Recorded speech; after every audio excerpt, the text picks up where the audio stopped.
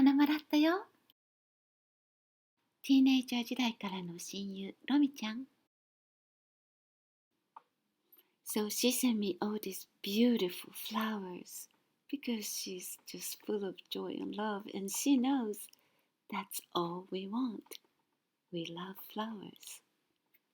彼女はカリフォルニア、私はニューヨーク。会えるともう嬉しくって大変。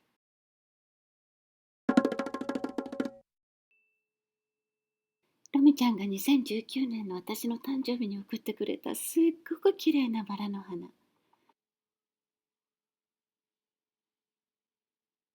That'll be the best gift I can give. この花から花を咲かせて彼女にプレゼントできたらなって思ったの。そしたら本当に花を咲かせることができました。This is 白身 today. 白 means white in Japanese, and Romi is the name of my friend who gave me the white rose, so I named it 白身。